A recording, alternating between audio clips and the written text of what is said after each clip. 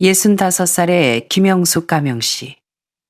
재혼 후 남편의 집에 들어가 살면서 남편이 매달 꼬박꼬박 주는 생활비 150만 원을 알뜰히 쪼개 썼습니다. 그녀는 근검절약하여 매달 120만 원 가까이를 저축했고 10년이 지나자 통장에는 1억 원이 넘는 목돈이 모였습니다. 영숙 씨는 이런 삶이야말로 인생의 후반부를 위한 가장 안정적인 선택이라 믿었습니다. 하지만 여러분, 알고 계셨나요? 그녀가 스스로 노후 대책을 잘 세웠다고 안심하던 바로 그 순간, 인생은 순식간에 뒤집어졌습니다. 알고 보니 집도 그녀의 것이 아니었고, 돈도 그녀의 것이 아니었습니다. 심지어 이 결혼조차 처음부터 끝까지 치밀하게 계획된 설계였을지도 모릅니다. 도대체 무슨 일이 있었던 걸까요? 그녀는 어떻게 이 위기의 도시로 걸어 들어갔으며 마침내 깨달음을 얻고 빠져나오기 위해 어떤 대가를 치러야 했을까요? 오늘 우리는 김영숙 씨의 사연을 들어보려 합니다. 그녀가 10년의 결혼 생활을 바쳐 얻은 이 깨달음은 재혼을 준비하거나 현재 결혼 생활에서 타협하고 있는 모든 분들에게 들려주는 이야기입니다. 그럼 오늘의 이야기 속으로 들어가 보겠습니다. 제 이름은 김영숙. 올해 65살에 은퇴한 봉제공장 노동자입니다. 55살 되던 해 저는 다니던 의류공장을 그만두었습니다. 매일 새벽별을 보고 나가 밤 늦게까지 재봉틀 앞에 앉아 8시간 넘게 일하던 시절이었죠. 수십 년을 그렇게 일하다 보니 허리 디스크가 터지고 눈은 침침해져 노안이 왔습니다. 남들은 은퇴하면 팔 잡힌다고 했지만 저는 마치 세상에서 갑자기 버려진 것 같은 기분이 들었습니다. 저는 구도심의 낡은 빌라 셋방에서 살았습니다.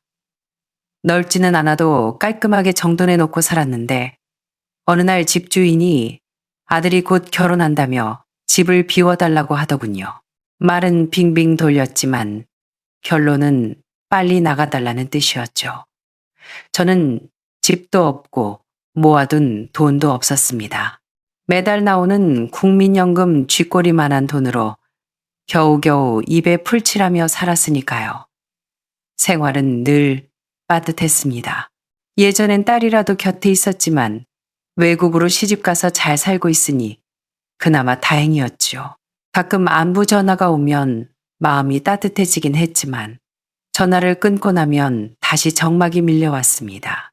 외로움이라는 건 갑자기 덮치는 게 아니라 하루하루 빗물처럼 스며드는 것이더군요. 은퇴 직후에는 베란다 의자에 앉아 멍하니 하늘만 쳐다보는 날이 많았습니다. 아래층 아이들이 학교 끝나고 시끄럽게 떠들어도 조용히 하라고 소리칠 기운조차 없었습니다. 그저 속으로 내 옆에도 말 동무할 사람이 있었으면 좋겠다는 생각뿐이었죠. 사실 재혼 생각을 안 해본 건 아닙니다. 하지만 몇 번의 선차리는 늘 실망스러웠습니다. 만나는 사람마다 너무 인색하거나 대뜸 집은 있는지 아들은 있는지를 묻더군요. 그 눈빛이 마치 물건 고르듯 계산적이라 정이 딱 떨어졌습니다. 다시는 구차하게 살지 않겠다고 다짐하면서도 마음 한구석에는 함께 늙어갈 누군가를 바라는 마음이 남아 있었습니다. 그러던 어느 날 이웃에 사는 영희 언니가 빨래 널고 있는 저를 보며 넌지시 물었습니다. 영수가, 너 혹시 좋은 사람 만날 생각 없어? 내 사촌 오빠 친구인데 혼자 된 지 꽤 됐어. 중학교 선생님 하다가 정년 퇴임하셨고 술 담배 안 하고 점잖은 분이야. 한번 만나볼래? 저는 짐짓 튕기며 말했습니다. 아이고, 조건이 그렇게 좋은 분이 나 같은 사람 거들 떠나보겠어. 아이, 보고 안 보고는 밥이나 먹어보고 결정해. 혼자 청승맞게 있는 것보단 낫잖아. 영희 언니의 반강제적인 권유에 못 이겨 결국 나가기로 했습니다. 첫 만남은 시내의 한 한정식집이었습니다. 그는 깔끔한 옷차림에 예의 바른 말투를 쓰는 사람이었습니다. 이름은 박지훈, 60살이라고 소개했습니다. 아내와는 일찍 사별하고 오랫동안 혼자 살았다고 했습니다. 혼자 산 지 오래되니 익숙해지긴 했는데 밤에 불 꺼진 집에 들어갈 때 그 적막감은 아무리 해도 적응이 안 되네요. 그 말에 저는 아무 말 없이 고개만 끄덕였습니다. 제가 밥을 잘 못 먹고 깨작거리자 그는 말없이 닭백숙 살코기를 발라 제 밥그릇에 얹어주었습니다. 좀 드세요. 너무 마르셨어. 식사 후 그분은 굳이 저를 집 앞까지 바래다 주었습니다. 가는 길에 별말은 없었지만 들어가서 푹 쉬세요. 밤 공기가 찹니다. 라고 챙겨주더군요. 그날 제 마음은 잔잔하면서도 묘한 감정이 일었습니다. 우리는 몇 번 더 만났습니다. 그는 화려한 말주변은 없었지만 제가 고수를 못 먹는다는 걸 기억해 주었고 따뜻한 두유를 좋아한다는 것도 잊지 않았습니다. 서서히 제 마음의 빗장이 풀렸습니다. 그는 제 과거에 대해 꼬치꼬치 묻지 않았습니다. 그저 딱 한마디를 했습니다. 앞으로 내가 있으니까 이제 그렇게 고생 안 해도 돼요. 그 말을 듣는데 코끝이 찡해졌습니다. 그날 밤 방에 혼자 앉아 그 말을 곱씹다가 저도 모르게 눈물을 흘렸습니다. 그해 저는 재혼을 결심했습니다. 불타는 사랑 때문이 아니라 그저 함께 늙어갈 동반자가 필요해서였습니다. 재혼 후 저는 박지윤 씨의 집으로 들어갔습니다. 오래된 주택가 골목에 있는 2층짜리 단독주택이었습니다. 겉보기엔 좀 낡았지만 안은 깔끔했습니다. 그는 젊었을 때 산 집인데 대출은 다 갚았어요. 혼자 살려니 집이 너무 쎄했는데 사람이 들어오니 이제야 사람 사는 집 같네요. 라고 했습니다. 우리의 신혼생활은 평온하고 소박했습니다. 그는 매달 연금이 나오면 저에게 150만 원을 생활비로 주었습니다. 먹고 입고 공과금 내는 거 당신이 다 알아서 해요. 난 간섭 안 할 테니. 처음 그 돈을 건네받을 때 그의 말투는 무뚝뚝했지만 저는 거기서 무한한 신뢰를 느꼈습니다. 제게 150만 원은 쓰고도 남을 큰돈이었습니다. 저는 평생을 아껴 쓰는 게 몸에 밴 사람입니다. 우리 둘 다 입맛이 까다롭지 않아 아침엔 두유에 고구마, 점심은 복지관 경로식당에서 해결했고 저녁에는 집에 와서 나물 반찬에 국 하나 끓이면 그만이었습니다. 장은 새벽 시장에 가서 제철 채소나 떨이 생선을 사왔고 한 끼 식재료비는 몇천 원이면 충분했습니다. 전기 요금도 아꼈습니다.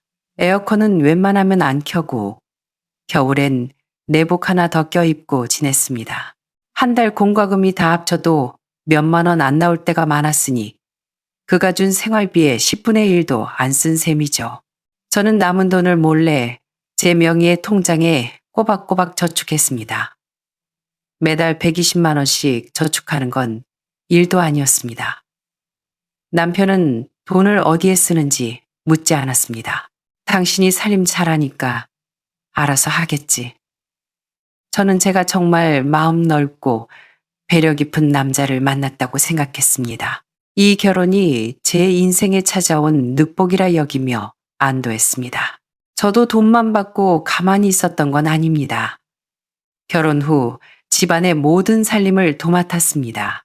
빨래, 요리, 청소는 물론이고 그가 아끼는 낡은 책장의 먼지까지 싹 닦아냈습니다. 제 생각은 단순했습니다. 남편이 돈을 대니 나는 몸으로 이 집을 건사하는 게 당연하다. 평생 일만 해온 저는 누가 저를 모시는 게 오히려 불편했습니다. 그렇게 1년, 2년, 3년 세월이 흘렀습니다. 큰 풍파도 없었고 남편은 무던했고 저도 까탈스럽지 않았습니다. 이웃들이 놀러와서 남편이 차를 마시고 제가 부엌에서 일하는 걸 보면 박 선생님은 참 복도 많아. 저렇게 살림 잘하는 부인을 얻어서 라고 부러워했습니다. 격정적인 사랑은 없어도 이런 평온한 삶이 행복이라 여겼습니다. 그동안 제 통장에는 돈이 차곡차곡 쌓여갔습니다. 혹시나 마음이 흔들릴까봐 정기예금으로 묶어두었고 딸에게조차 말하지 않았습니다. 이 돈은 내가 뼈 빠지게 아껴서 모은 내 돈이다. 나중에 남편이 아프거나 내가 병들면 써야지. 그때 저는 제가 참 똑똑하다고 생각했습니다. 남편 돈으로 생활하고 내 몫은 챙기니 늙어서도 비빌 언덕이 있다는 생각에 밤잠도 달게 잤습니다. 하지만 제가 대박을 주었다고 착각하고 있을 때 제 앞에는 거대한 함정이 입을 벌리고 있었습니다. 유난히 무덥던 어느 여름날이었습니다. 시장에서 장을 봐서 땀을 뻘뻘 흘리며 들어왔는데 웬 낯선 젊은 남자가 거실 소파에 다리를 꼬고 앉아 TV 채널을 돌리고 있었습니다. 에어컨은 어찌나 세게 틀어놨는지 집안이 냉동 창고 같더군요. 제가 멈칫하자 그는 고개도 돌리지 않고 툭 던졌습니다. 아줌마가 아빠 새 부인이세요. 대답할 겨를도 없이 남편이 방에서 나오더니 웃으며 소개했습니다. 인사해요. 내 아들 민호야. 지방에 있다가 당분간 우리랑 좀 지내기로 했어. 불편했지만 저는 억지로 웃으며 젊은 사람이 집에 오니 좋네요. 라고 했습니다. 그날 저녁 아들 민호는 밥상머리에서 고개 쳐박고 밥만 먹더니 잘 먹었습니다. 소리 한 번 없이 숟가락을 탁 놓고 방으로 들어가 버렸습니다. 남겨진 빈 그릇을 설거지하며 가슴이 답답했지만 철없는 젊은 애니까 그러려니 하고 참았습니다. 그런데 당분간이라던 합가는 몇 주가 넘도록 계속되었습니다. 민호는 직장도 없는지 낮에는 방구석에서 게임만 하고 밤에는 새벽까지 통화하며 욕설을 섞어 떠들었습니다. 물은 또 어찌나 펑펑 쓰는지 샤워를 30분씩 해대고 전기요금 고지서를 볼 때마다 가슴이 철렁했습니다. 하지만 남편은 보살입니다. 젊은 애가 그럴 수도 있지. 놔둬요. 속이 부글부글 끓었지만 남의 자식이니 뭐라 할 수도 없었습니다. 그러던 어느 날 저녁 남편이 밥을 먹다 말고 입을 열었습니다. 민호가 결혼할 여자가 생겼는데 신혼집을 구해야 해. 요즘 집값이 비싸서 애들이 힘들어하네. 저는 아무 말 없이 나물만 집어먹었습니다. 그러자 그가 훅 들어왔습니다. 당신 모아둔 돈 좀 있지 않나? 가족끼리 돕고 살아야지. 공짜로 달라는 거 아니야. 나중에 갚을게. 순간 찬물을 끼얹은 듯 정신이 번쩍 들었습니다. 저는 수저를 내려놓고 정색하며 말했습니다. 내가 가진 돈은 내가 먹을 거 안 먹고 아껴서 모은 내 노후 자금이에요. 내가 무슨 능력이 있다고 집 사는 걸 도와줘요. 남편의 말투는 여전히 온화했지만 눈빛이 싸늘하게 변했습니다. 당신 10년 동안 일 안 했잖아. 그 돈 어디서 나? 다 내가 매달 준 생활비 아니야? 엄밀히 말하면 그것도 우리 집 돈이지. 심장에 비수가 꽂히는 것 같았습니다. 그동안의 배려는 다 가짜였고 철저한 계산 속에 있었다는 걸 그제야 알았습니다. 그날부터 집안 공기가 달라졌습니다. 남편은 반찬이 짜다, 싱겁다 타박을 시작했고 청소가 덜 됐다며 트집을 잡았습니다. 한 번은 가스 불 끄는 걸 깜빡했다고 불같이 화를 내며 살림꾼인 줄 알았더니 영광이네 라고 소리쳤습니다. 아들 민호도 점점 선을 넘었습니다. 제가 거실 소파에서 빨래를 개고 있는데 지나가면서 비아냥거렸습니다. 그 소파 우리 엄마가 산 건데 너무 오래 앉아 있지 마세요. 꺼져요. 저는 망치로 머리를 맞은 듯 멍해졌습니다. 이 집, 이 가구, 10년을 살며 닦고 관리해온 것들인데 이제는 앉을 자격조차 없다는 뜻이었습니다. 불길한 예감이 들어 남편이 낮잠 자는 틈을 타 서재를 뒤져 등기부 등본지 문서를 찾아보았습니다. 10년 만에 처음 의심을 품고 열어본 문서였습니다. 그런데 소유자 이름을 보는 순간 손이 떨렸습니다. 소유자, 박민호. 남편이 아니라 아들 이름이었습니다. 이 집은 이미 오래전에 아들 명의로 넘어가 있었습니다. 제가 10년 동안 쓸고 닦은 이 집은 처음부터 우리 집이 아니라 그들 부자의 성이었던 겁니다. 식탁에 앉아 멍하니 있는데 눈물이 찻잔 속으로 뚝뚝 떨어졌습니다. 남편은 땡전 한 푼 안 쓰고 제 노동력으로 집안을 건사하게 했고 제가 돈 좀 모은다 싶으니 이제 공동재산 운운하며 뺏으려 드는 것이었습니다. 심지어 아들을 미리 불러들여 저를 내쫓을 구실을 만들고 있었습니다. 해외에 있는 딸에게 전화해 울먹이며 털어놓았습니다. 딸은 한참 침묵하더니 말했습니다. 엄마, 진짜 아니다 싶으면 더 이상 참지 마. 딸의 그 한마디가 제 가슴을 쳤습니다. 그날 밤 베란다에 앉아 밤을 꼴딱 새웠습니다. 어떻게든 내 돈을 지켜야겠다는 생각뿐이었습니다. 하지만 진짜 폭풍은 이제 시작이었습니다. 남편은 며칠 뒤 또 돈 얘기를 꺼냈습니다. 민호가 진짜 급해. 당신 돈 좀 융통해줘. 어차피 한 집 식구인데 그게 그렇게 아까워. 제가 화를 꾹 누르며 말했습니다. 이 돈은 당신이 준 것만이 아니야. 딸이 보내준 용돈, 내 피 같은 돈 아껴서 만든 거라고요. 남편은 안색을 싹 바꾸며 소리쳤습니다. 아낀 건 맞지? 근데 내 집에서 먹고 자면서 아낀 거잖아. 그 돈도 법적으로 따지면 공동재산이야. 다음 날 아침, 저는 동네 등기소로 달려가 집의 등기 내역을 다시 떼어봤습니다.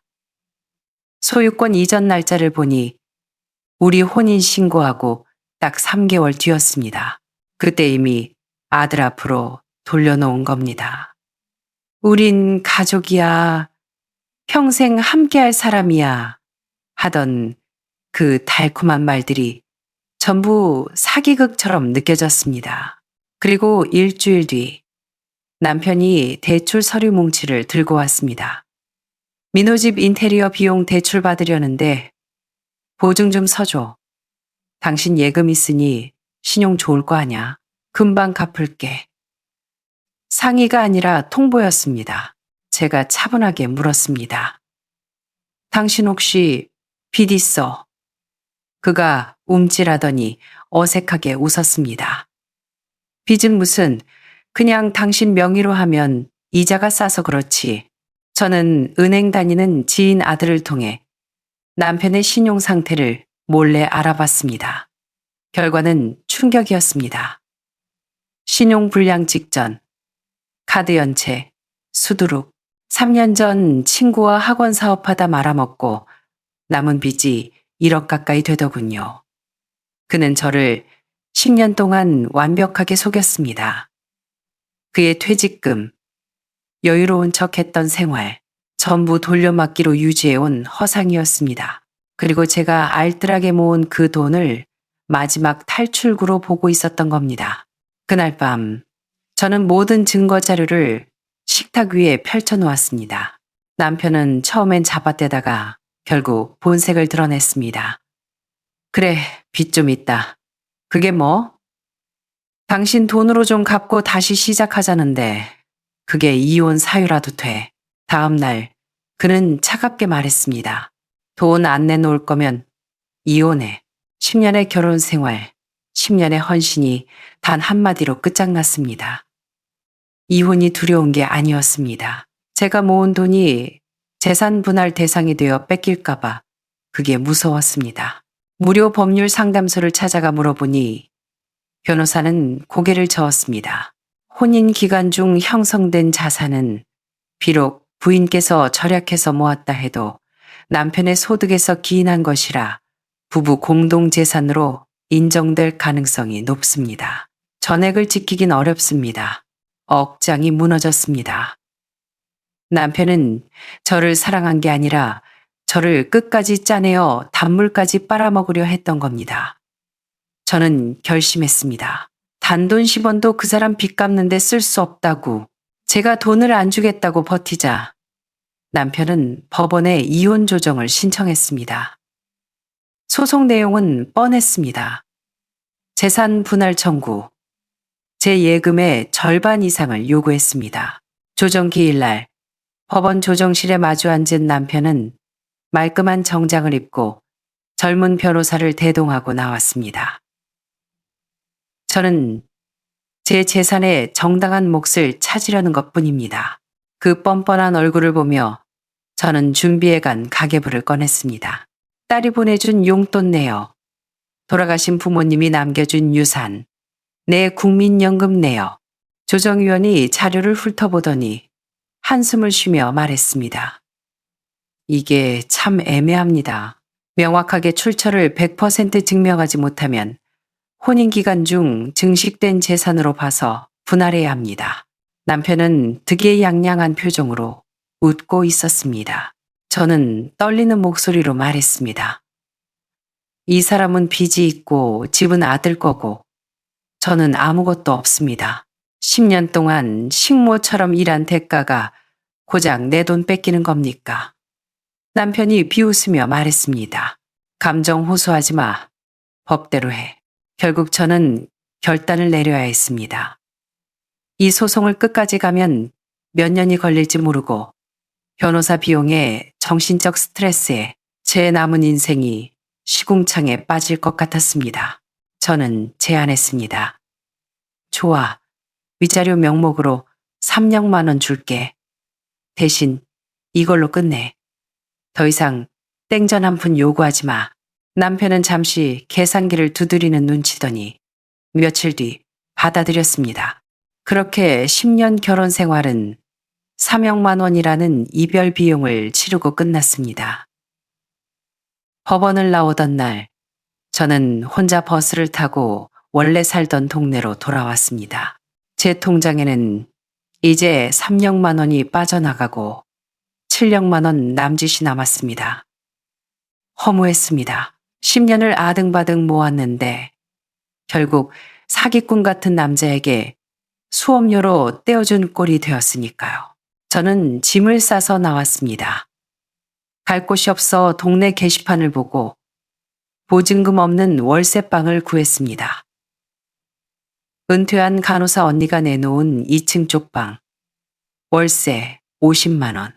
주인 언니는 저를 보며 오래 있을 거예요 하고 묻더군요. 네, 혼자예요. 오래 있을 겁니다. 그날 밤 좁은 방 침대에 앉아 창밖을 보는데 옆집 옥상에 펄럭이는 빨래가 보였습니다. 바람 소리가 덜컹거리는 낡은 방이었지만 이상하게도 마음은 편했습니다. 핸드폰을 켜서 통장 잔고를 확인했습니다. 남은 돈 700만 원. 집을 사기엔 턱없이 부족하지만 저 혼자 입에 풀칠하며 살기엔 충분한 돈입니다. 저는 이 돈으로 저 자신을 샀다고 생각하기로 했습니다. 300만 원은 내 남은 인생을 구출해낸 몸값이라고요. 10년 전 저는 외로움이 무서워 섣불리 재혼이라는 울타리 안으로 들어갔습니다. 남자가 주는 돈을 아꼈으면 내 것이 될 줄 알았고 내 노동으로 사랑받을 줄 알았습니다. 하지만 그것은 착각이었습니다. 그는 저를 아내나 동반자가 아니라 돈 안 드는 가정부이자 이자 붙는 예금 통장으로 여겼던 겁니다. 제가 아파서 혼자 끙끙 앓을 때 그는 친구들과 바둑 두러 나가서 늦게 들어와서는 얼굴이 왜 빨개 한마디 던진 게 다였습니다. 그때는 무뚝뚝해서 그런 줄 알았는데 지금 보니 그건 사랑이 없어서였던 겁니다. 진짜 의지할 곳은 돈 많은 남편이나 번듯한 집이 아니라 내 스스로를 지킬 수 있는 존엄과 약간의 비상금이라는 걸 뼈저리게 배웠습니다. 요즘 저는 아침마다 공원을 걷고 도서관에 가서 신문을 봅니다. 오후에는 복지관에서 봉사활동을 하며 독거노인들의 말벗이 되어드립니다. 그분들의 눈빛에서 예전의 제 모습을 봅니다. 외로워서 누군가에게 기대고 싶어서 불안해하는 그 눈빛. 저는 속으로 말합니다. 나이 들었다고 해서 불공정한 대우를 참지 마세요. 내 돈은 내가 지켜야 하고 싫으면 싫다고 말할 권리가 있습니다. 저는 3억 원을 잃었지만 제 남은 인생의 자유를 얻었습니다. 겉보기엔 늙은 여자가 이혼당하고 새빵살이하는 처량한 신세 같겠지만 저는 지금이 그 어느 때보다 당당합니다. 왜냐하면 더 이상 누군가의 눈치를 보며 살지 않아도 되니까요.